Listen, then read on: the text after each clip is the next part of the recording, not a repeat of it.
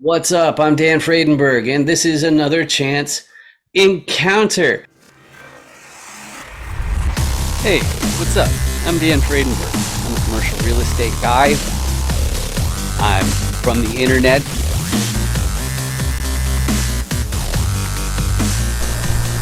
We're seeing more properties like this being built in front of a house that's going to be torn down soon. I understand that there are power lines that are getting kind of close. What's up again? This is Dan Fredenberg, and that there is a commercial real estate building.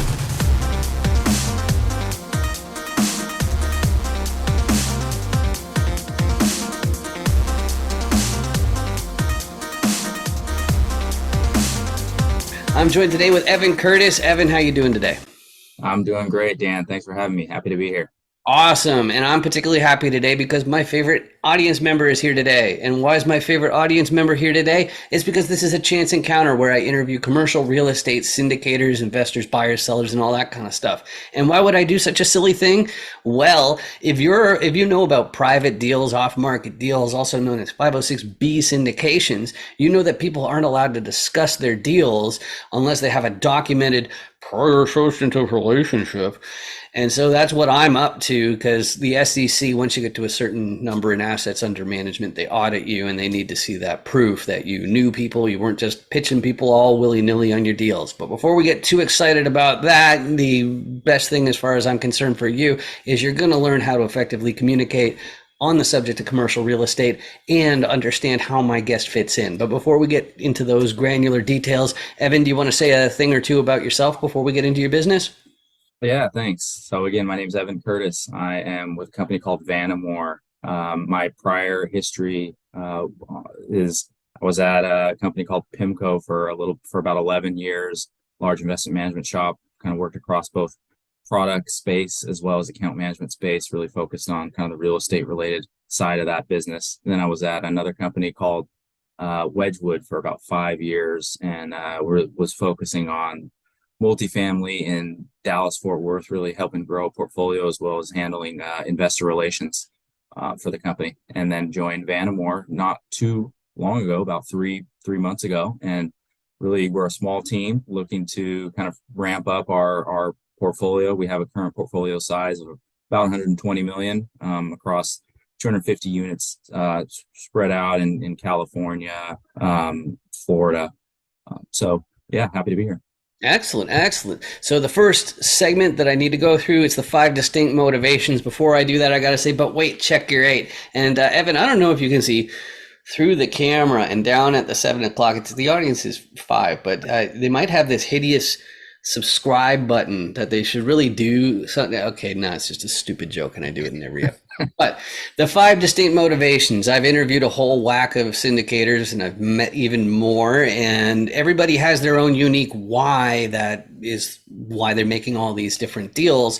But I found that after everything's said and done, they fit kind of neatly into these 5 different categories here. And it's really important to know why somebody's going to follow through with one of these deals. It takes months, there's risks involved, all that kind of stuff. And so we need to know what's really motivating that person. Now, the first one, some people are making a commercial real estate acquisition because they are preserving their purchasing power. What's that all about? If you already have a portfolio of assets and then the proceeds from ownership are how you make ends meet, this is probably going to be you. And the only reason why you're going to make a new acquisition is if inflation is wearing away at the purchasing power of the cash flow, or if you can buy at a steep discount, like when there's an asset crash or it's under distress in other ways. But that is not my big inspiration. Me personally, I'm trading time directly for wealth. And that's because I got a background in technology. Specifically, it's the CRM industry, and it's the CRMs where you actually take orders. So it's, pushing about $100 million worth of revenue that I help my customers collect in their systems. And about 5 million emails a month were sent out for just my main client from 2014 to 2020. That's a lot of emails each month. But the problem with being in something like tech, where you're a high income earner, high wage earner, is you're paying more in tax than anybody else. So it hit me why don't I pivot into something where I'm getting rewarded in the form of deployed capital, aka equity? And so that's why I'm involved in these deals. But that's a little bit, abstract for some people. A lot of people are more excited by the opportunity to gain control of their schedule, and that might mean fast tracking retirement, or it might mean they want to work fewer months per year or fewer weeks per month or something like that. But that is the inspiration for some people, is they want to basically scale back a little bit. Whereas these next group, they are just plain ambitious. They want to buy their entire hometown. They want that generational wealth to make sure that their great grandchildren never have to hold a day job. And that's why they're going to hustle into their 90s. So they're very valuable to be on your team. Just like this last group, but their motivation isn't going to be centered necessarily around their family or their own reputation or whatever, but they found a sector of society, or maybe it's the environment, or maybe it's animals, who knows what it is, but they want to make a really big impact. And the only way that's going to happen is if you've got a serious financial backing, and that's why some people are making these acquisitions. So Evan, of those 5 different motivations, what combination of those do you think describes you best or resonates with you the most? Hopefully this isn't a cop out, but I like a little bit of all of them because I think all of them to certain degrees make sense with kind of what I personally feel and kind of my company does as well. I'll say a little bit lower on the I want to own my entire hometown side. I maybe own a few pieces of different areas and kind of choice locations would make sense, but we're not looking to, and I'm not looking to buy an entire town. Yeah, I get that. I definitely agree, because there's going to be stuff that's not going to perform anyway. It is an ego move more than anything else. There's no two ways about it. But we need to control our egos. And one of the things that you'll find out if you ever get involved in a 506B syndication, the securities attorneys always insist that everybody invests has to fill out this questionnaire. It's really invasive questions about your finances. And one of the questions that I didn't like was the one that asked about your tolerance for risk. And so on this show, I have another question that serves the same purpose. And I think it does a better job, because after all, these deals take months and there's all sorts of risks involved. And I need to make sure that my guest has some sort of concept of what it means to be an illiquid asset. And to do that, I get you to fill in this blank. So Evan, there are many popular investment asset classes, but I think blank is too risky. What's too risky for you? Can I give 2? Sure. I think the first one is no surprise. I think suburban office is a tough asset class to be in. There's a lot of kind of secular headwinds. Everybody knows. I mean, look, we're doing a Zoom call right now, and there's a lot of ability to work remote, and I don't think that's going away. There may be some sort of normalization coming, but there's a lot of kind of assets that are likely going to be in trouble. That said, I think at some point, office in the right location absolutely makes sense when they're close to giving it away, which may happen on some assets. Then there will be a time to be buying long-term asset holds. Other one quickly, I guess, is I think the stock market, just generally speaking, the stock market is a little bit risky in my opinion right now. And we've seen a pretty significant pullback in certain private sectors, such as certain asset classes within real estate and other kind of private markets, just on the heels of rising interest rate and increased debt costs. You haven't really seen it as much on the equity markets. We saw a pullback, but we've seen it kind of run back up to close to highs in certain levels. So I think given where we are kind of in the potential changing economic environment, I think the stock market is a little bit more risky from a risk reward perspective. That is, I think there's more downside here versus upside in the near term. Long term, of course, I still like the stock market. I love that. The thing about the stock market that always jumped out to me is like they've got a department called PR, public relations, and their job is to spin everything that's going on in a way that people will be cool with. And I don't like that. If you're investing in a commercial property, they don't have a PR department. They just have the people who are running the place. And so you're going to get closer to reality. And so that's what I like. But not that being close to reality is that important all the time. But this thing just kills me. This little prompt here, this segue there, it's pretty divorced from reality. But This is where I talk about the 6 different roles in a commercial deal using the dandoesdeals.com commercial competency cube. Try and say that a few times fast. But if you go to dandoesdeals.com, you can get yours for free, print it out, show it to your friends and family. It's got the 6 different roles in the deal, and it will help you effectively communicate on the subject of commercial real estate. And one thing I do that's really bad, it's a really dumb idea. I don't even ask for your email address when you download it, which is the stupidest thing you can do in marketing, because you should always ask for some sort of contact information in return for your freebie. But I want you to practice this, because I do think effectively communicating is going to be the biggest difference maker in your commercial real estate career. And in every episode of Chance Encounters, I go through all the sides. It just takes 2 minutes. It's real fast. So the first role I talk about, though, is the repositioner. A repositioner looks at a bunch of different properties because they're acquisitions people, and they do a bunch of paperwork. What are they doing with all the paperwork, you ask? Well, they got a fancy word for it. It's called underwriting.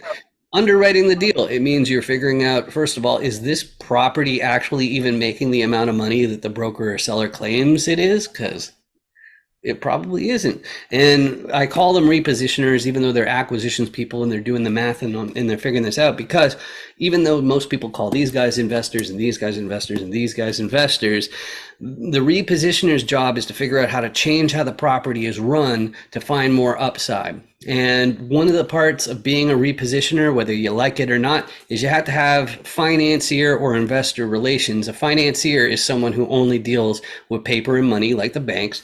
And the reason why it's such an important part of the business is because the repositioner, if they can find a more advantageous loan, that goes straight to the bottom line. In other words, profitability of the business. So you got to have a lot of financier relations. But the more obvious spot that the repositioner is going to make changes will be the operations team. They're going to stop those Benjamins from going down the toilet. But of course, there's more to operations than just unclogging toilets and collecting rents and mowing lawns. One of my fortes that got me onto my GP teams is my marketing shops, and that comes into play if you have a vacancy rate problem, even if you are outsourcing your property management to a third party, like when you're in the 100 or more unit range. If you have empty units, somebody on the team has to have some serious marketing chops to fix that up. And of course, the other thing is with the CRMs and tech background, I'm also helping with automations. But the problem with optimizing operations is that it's very competitive out there. There's only so much you can do, so that's probably not enough for the repositioner. So frequently the repositioner will get a contractor team in to do a value add, to do renovations on the units, because if you have nicer units, the next resident will likely be more than happy to pay more in rent than the previous one because the place is nicer. But of course, it's not that simple. You know, you can spend all the money you want on contractors and you won't necessarily get a return on your investment, especially if you're out there gold plating toilets or you're not keeping to schedule or something like that. And if you're like me, see, I don't know if you know this about me, but I'm from the internet, which means I need locals. I need boots on the ground. I need somebody who can be there in an hour or two, because it will not be me. In an hour or two, if I have to get to the property, I'd still be stuck at an airport. So that's why I need the locals. And the locals, they're an accountability piece. So they're keeping an eye on the operations, you know, doing spot checks on the property, and then also checking out, making sure the contractors are finishing in a timely manner, because time truly is money when it comes to these things.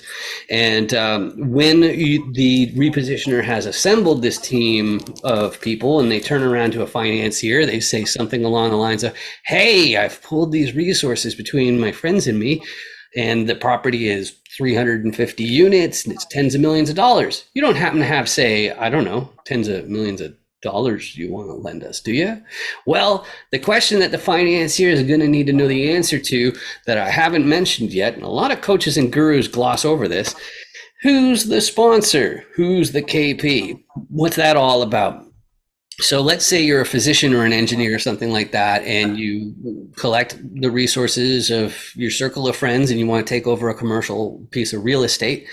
the thing that's going to, blow up your plan is that if you want to be eligible for a commercial loan, somebody in the fold has to already own a similar asset. So if you're going to take over a 350 unit apartment complex, you got to know somebody who has a 350 unit apartment complex already, so that the bank will accept the loan. Now, on top of that, you also need a certain amount of liquidity, and then you need a balance sheet among the GP team of at least the amount of the loan. But if you got all those pieces, you got yourself a commercial real estate deal. So, Evan, as far as those different roles, which roles are you most likely to contribute to your next deal? I would say the repositioner. I would say the operator as Mhm. well. So we're a very small shop. So what I like about that is my specific handprints will be involved in the acquisition sourcing as well as kind of the closing process to getting the deal done. From there, it'll be part of the equity raising team as well to Mhm. find investors to invest alongside of us. And then rather than kind of at a larger shop where you would then pass it off to an asset management team to then kind of oversee the repositioning piece, I will be very hands-on, and our whole team will be very hands-on with kind of pushing that business plan and executing on what we had underwritten to. So there will be kind of no disconnect between what we originally planned and what is ultimately getting executed. I love it. I love it. So then the next question has to do with the buy box. And when commercial real estate players ask, hey, what you looking for? What's your ideal property? What's your buy box? We're asking for three main things. First one's geography. Where is it? Which states, which counties, possibly even which neighborhood? It's going to matter if you're going to call it ideal. So location's the first one. Excuse me. The second one is the size of the deal. And we mostly have multifamily investors and syndicators on this show. And in multifamily, you define size by the unit count. And it's important because you're going to have a different group of people taking over 5 unit apartment complexes compared to the 150, 350, whatever apartment complexes. So that unit count's going to matter. There are other forms of commercial real estate where it goes by square footage, but that's basically that size still absolutely matters. But the third one is class. And I don't like it when people use the same word to mean more than one thing. So I split it up to 2 words. So class, the first meaning is condition. And that has to do with how old is the building? Is it beat up? Is it in reasonably good shape? And then as far as like luxuries and amenities, is it really bare bones, or is it full of nice stuff that makes people want to live there? Okay, that's the condition. The second meaning of class is better called area.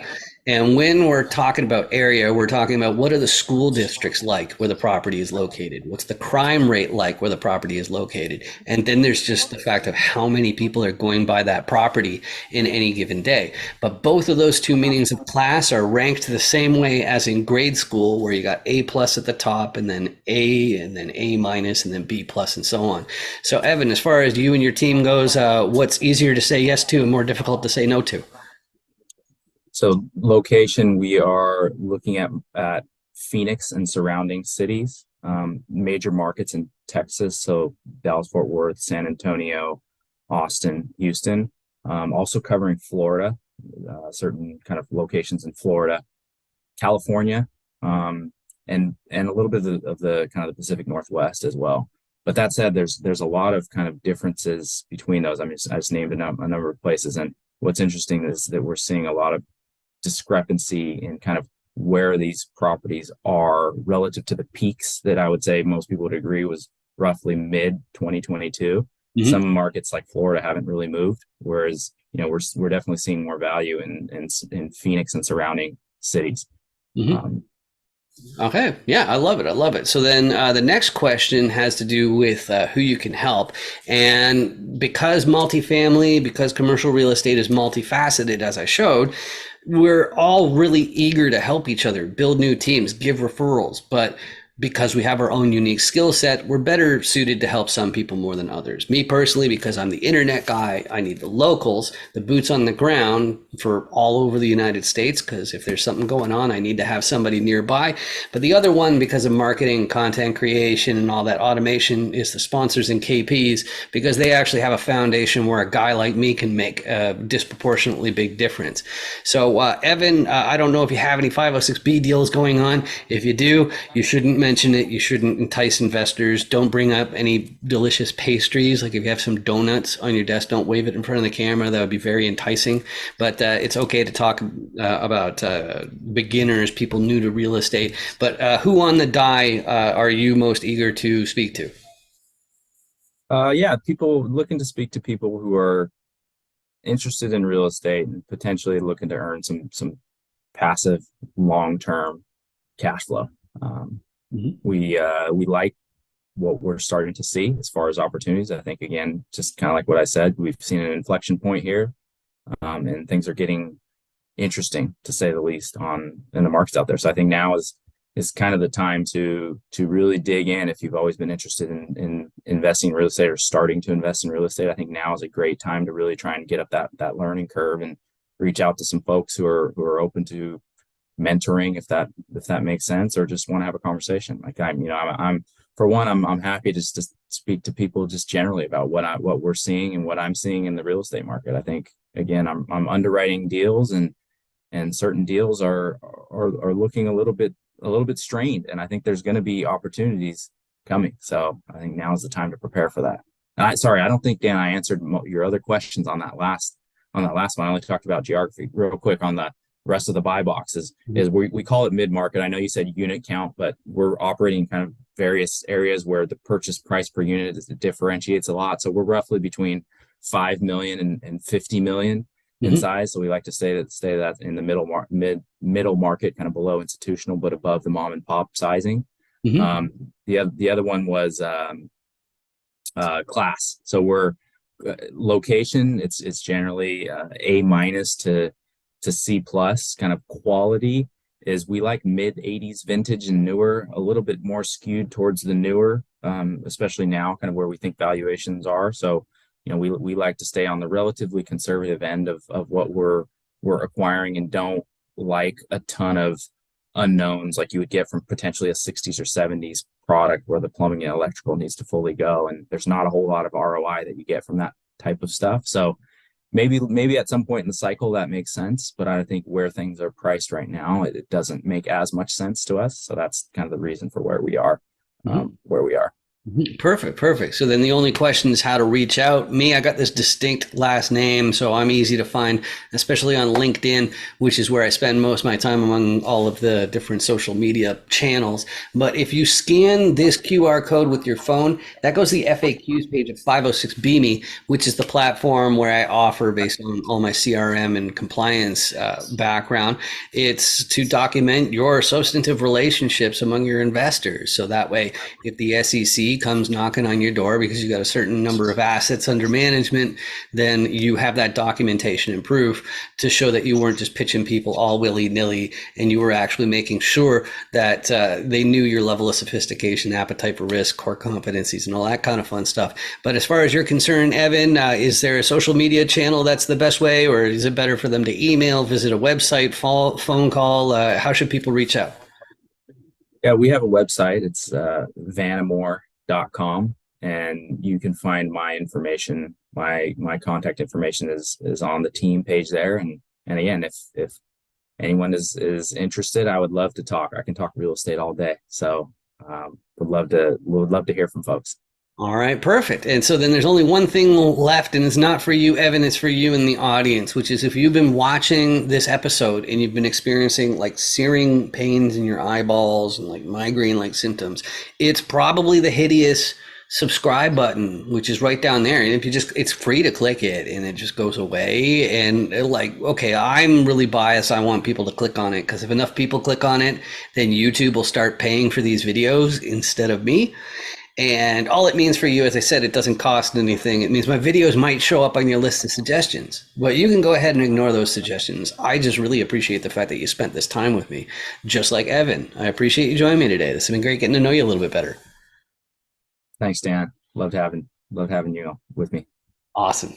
Thanks. Make sure you 506B me. Any syndicators, make sure you 506B me. Hi. Oh, hey, yeah, here's my code. You got your QR code scanner? Okay, yeah, oh yeah, just hold it right in the square there. Okay, cool. And now you hit open in browser. Okay. Okay, are you already logged into 506B me? Yes. Yeah, okay, cool. Yeah, so there's my video. So now I'm already on your watch list. So when you get back to your hotel, you can find out what my core competencies are and my level of sophistication. Sound good? Yeah. I love your hat. Real estate's a scam. That's really funny. Yeah. Nice meeting you. You too. 506B me, everybody.